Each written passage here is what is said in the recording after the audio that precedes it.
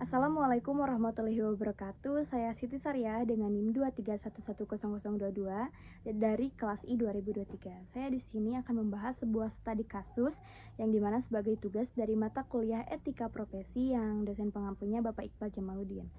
Nah, dalam studi kasus ini kita sebut saja seseorang yang bernama Abdul. Dia mengunggah foto-foto pribadi pacarnya ini di akun pacarnya dan menggunakan ponsel pacarnya. Tapi semuanya dilakukan menggunakan akun dan sandi yang benar. Nah, di kasus ini yang artinya secara teknis tidak melanggar si Abdul ini atau tidak melakukan hacking karena si Abdul menggunakan akun dan passwordnya itu sah yang benar gitu dan tidak ada peretasan sistem gitu. Dan secara etika tetap bermasalah karena si Abdul ini tuh mengunggah foto-foto pribadi pacarnya tanpa ada izin si pacarnya tersebut.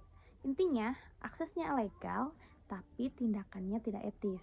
Nah, meskipun dalam kasus ini Abdul ini tidak melakukan hacking karena menggunakan akun dan password yang sah, namun secara etika profesi Abdul ini tetap melanggar beberapa prinsip. Nah, yaitu yang pertama ada prinsip privacy, di mana seharusnya di prinsip ini tuh seseorang menghormati data dan informasi pribadi orang lain.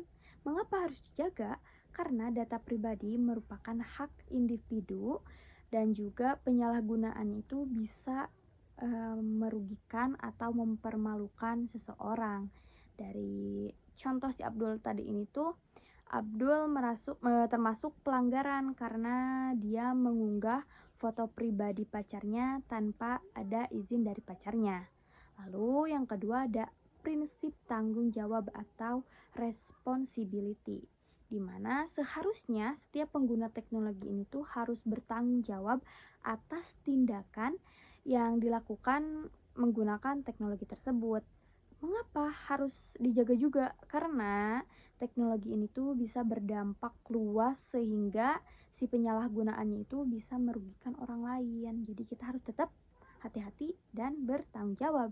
Contoh pelanggarannya kayak pada di kasus Abdul ini tuh Abdul tidak bertanggung jawab terhadap penggunaan akses yang dimilikinya gitu. Malah dia melakukan penyalahgunaan.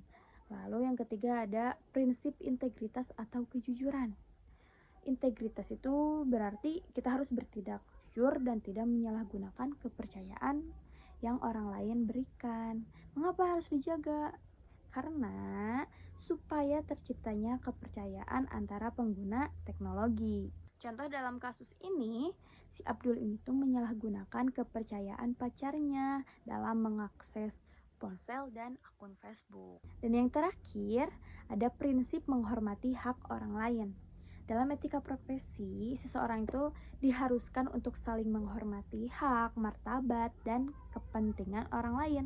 Mengapa harus dijaga? Supaya teknologi tidak digunakan untuk merugikan atau mempermalukan orang lain.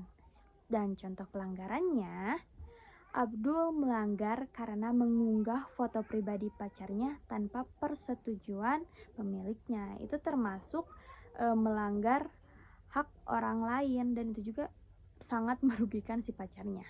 Jadi, kesimpulan dari kasus tersebut dapat disimpulkan bahwa aksesnya legal tidak selalu berarti tindakan tersebut etis. Dalam dunia teknologi informasi, seseorang tidak hanya dinilai dari cara dia mendapatkan akses, tapi juga bagaimana dia menggunakan akses tersebut, apakah dia menggunakan aksesnya secara bertanggung jawab dan tetap menjunjung dan menghormati privasi orang lain. Dan itulah kesimpulannya. Terima kasih atas perhatiannya. Wassalamualaikum warahmatullahi wabarakatuh.